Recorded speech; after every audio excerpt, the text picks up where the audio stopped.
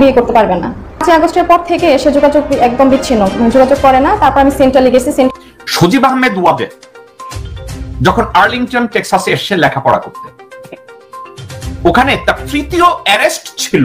সুশ্রোতা, শেখ হাসিনার পুত্র সজীব ওয়াজেদ জয় এবার দুর্নীতির অভিযোগে যুক্তরাষ্ট্রে গ্রেফতার এবং কঠিন প্রমাণ দিলেন যুক্তরাষ্ট্রের বর্তমান প্রধানমন্ত্রী ডোনাল্ড ট্রাম্প। আসলে ঘটনাটা কি, কতটুকু সত্যি এবং কোথার থেকে কি হয়েছে, কিভাবে দুর্নীতি করলেন, কত হাজার কোটি টাকা দুর্নীতি করলেন, সেই বিষয়ে আমরা বিস্তারিত জানবো। এবং এই দিকে আরও কিছু সংবাদ পাওয়া যাচ্ছে যে সজীব ওয়াজেদ জয়ের স্ত্রীও নাকি তিনি মামলা করেছেন। তাহলে কি সব দিক দিয়ে এই বিপদে পড়লেন এবার শেখ পরিবার? দর্শক, আজকে ভিডিওটি খুবই ইম্পর্টেন্ট ভিডিও, যার কারণে সম্পূর্ণ ভিডিওটা না টেনে দেখতে চেষ্টা করবেন। তো কথা না বেরিয়ে চলুন আমরা ভিডিও মূল আলোচনা চলে যাই।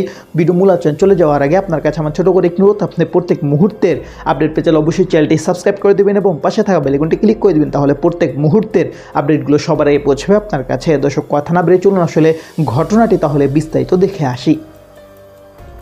এখন প্রথমে বলছে যে বিয়ে করবে, এখন সে ছাত্র দলের সভাপতি থাকা সত্ত্বে বিয়ে করতে পারবে না। কমিটিটা শেষ হলে বিয়ে করবে, কিন্তু গত 5 আগস্টের পর থেকে সে যোগাযোগ করে না। আর এরপরে আপনার ওই মেয়ে যাকে বিয়ে করছে, ওই মেয়ে আমাকে ফোন করে বলে সে বিবাহিত। তো বিভিন্নভাবে গালিগালাজ করে আমাকে। খুব ভালো একটা সম্পর্ক আছে, ফিজিক্যাল, হ্যাঁ, শারীরিক সম্পর্ক আছে, প্রায় 6 বছর যাবত।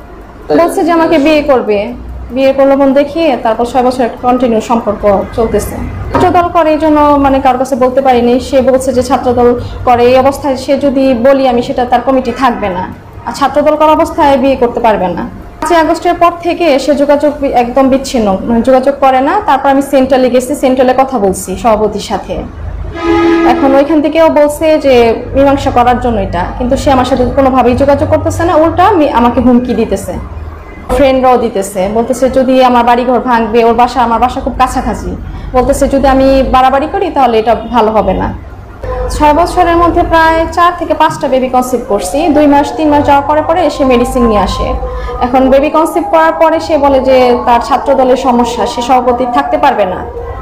তো নিয়ে মেডিসিন নিয়ে এসে আমাকে মেডিসিন দেয়, বিভিন্ন জায়গায় আমার কক্সবাজারে নিয়ে যায়, ওইখানেও মেডিসিন খাওয়াইছে নিয়ে। ইন্ডিয়াও গেছে আমার সাথে, প্রায় 15 দিন ছিল। ইন্ডিয়া গেছি 9 দিন ছিলাম, আর কক্সবাজার কিছুদিন পরই কক্সবাজার যাওয়া হয়। সম্পর্ক যে পাশাপাশি আমি ওইখানে পড়াশোনা করছি কাপাসিয়া ডিগ্রি কলেজে, ওইখান থেকেই পরিচয়। না, পড়াশোনা করে, সে রাজনীতি করে, সে আসা যাওয়া করতো। সে তো কাপাসিয়া আহ্বায়ক ছিল ছাত্রদলের, তো আসা যাওয়া করতো কলেজেও। আর থানায় করলে সে তাদের সাথে তার খুব ভালো সম্পর্ক।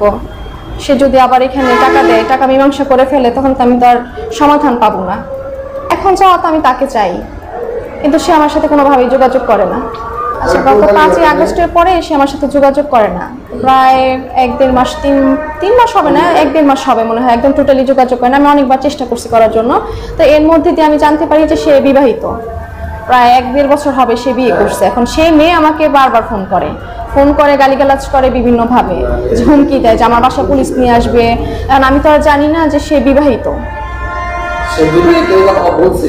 মেয়ে বলছে, হ্যাঁ। আমি তাকে বারবার জিজ্ঞাসা করছি সে বিবাহিত কিনা, সে কখনোই স্বীকার করে না যে সে বিবাহিত। অনেকদিন ঘুরছে পিছনে, আসা যাওয়ার পরে মানুষ ধরছে, আমার ফ্রেন্ডদেরকে ধরছে। তারপর এক পর্যায়ে আমার নাম্বার নিয়ে তারপর কথা হয়েছে। অনেক টাকা পয়সা দিছি, প্রায় আপনার 12-15 মতো হবে। শুধু বিভিন্ন জায়গায় ঘুরতে গেছি, সেটা আমি বহন করছি। আমার বাবা দেয়।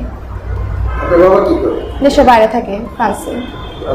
হ্যাঁ, আমার ভাই থাকে জার্মানিতে, ছোট ভাই। সে আমাকে স্ত্রী মর্যাদা দিবে, নয়তো সে যে কোনো শাস্তি। উনি আমাকে বলছে ওকে ঢাকায় নিয়ে আসবে, পরে ওকে ঢাকায় নিয়ে আসছে শিশিরকে। আনার পরে ওকে প্রায় 6 তারিখে ঢাকায় নিয়ে আসছি মেবি। তখন সে বলছে যে সমাধানে আসবে, কিন্তু সে আমার সাথে টোটালি কোনো যোগাযোগ করে না, কথা বলে না, কোনো সমাধানে আসে না। বাড়িঘর ভাঙচুর করবে, আগুন দিবে, যে আমি বাজারে এখানে সেখানে আমি যাইতে পারবো না।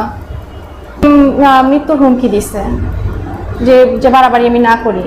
তো কোনো সমাধানে আসে না, যোগাযোগ করে না। আর উল্টা আমাকে বলে যে হুমকি দেয় যে আমাকে যে মেরে ফেলবে, বা আমি কোথাও।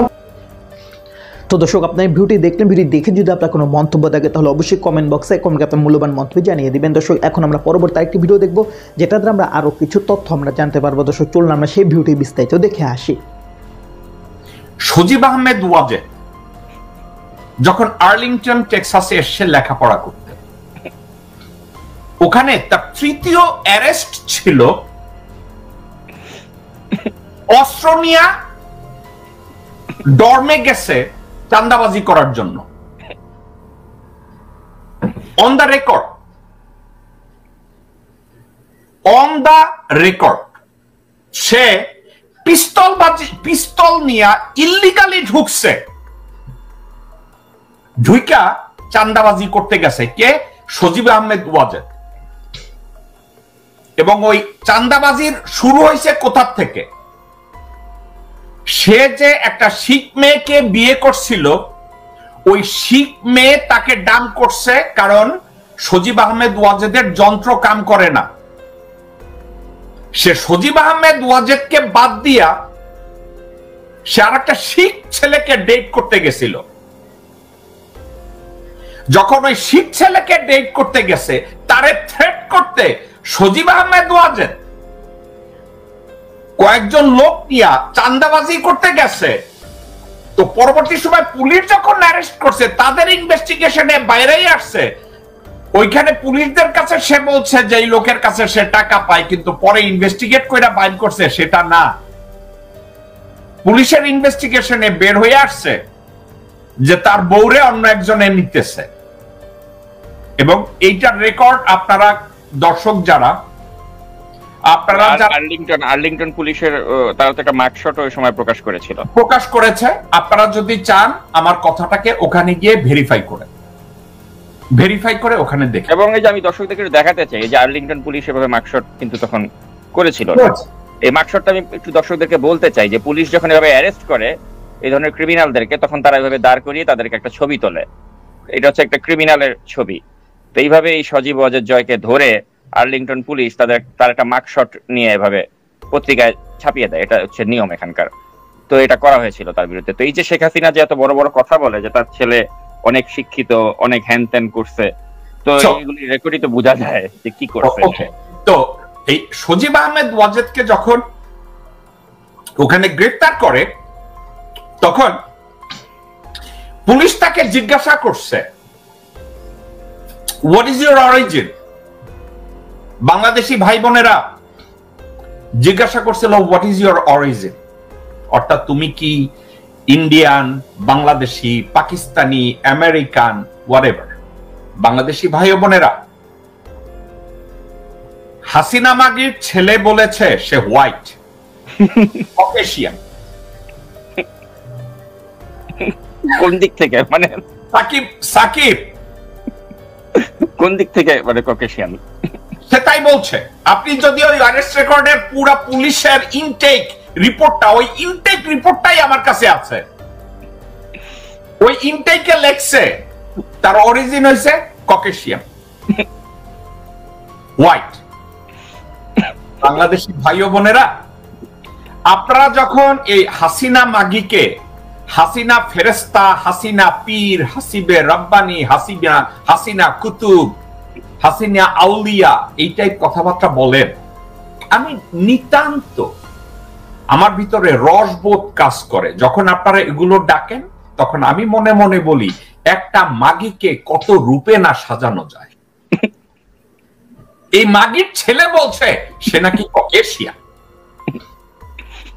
এমন হইতে পারে ও যখন ওর মার পেট থেকে পশ্চিম পাকিস্তানে ইসলামাবাদ অথবা রাওয়ালপিন্ডির হসপিটাল থেকে পেটের থেকে বাইরেছে, তখন সাদা চামড়ার কিছু লোকজনরা দেখেও সবাই রে বোধহয় বাপ মনে করছিল। পাকিস্তানি গো চেহারা সুরত একটু রাঙ্গা রাঙ্গা থাকে। এখন এই রাঙ্গা রাঙ্গা দেখা ও মনে করছে ও সাদা, ওর চারপাশে সবাই সাদা আছিল। সাকিব, আমি আর আপনি হাসলে কাজ হইব? ওর মা যেদিন ওরে জন্ম।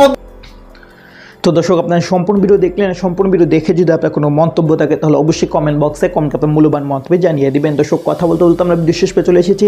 ভিডিও শেষ করে আপনার কাছে আবার অনুরোধ করছি, আপনার প্রত্যেক মুহূর্তের আপডেট পেতে অবশ্যই চ্যানেলটি সাবস্ক্রাইব করে দেবেন এবং পাশে থাকা বেল আইকনটি ক্লিক করে দেবেন। তাহলে প্রত্যেক মুহূর্তের আপডেটগুলো সবারই পৌঁছবে আপনার কাছে। দর্শক, বিশেষ করে সবাই ভালো থাকবেন, সুস্থ থাকবেন। আল্লাহ হাফেজ।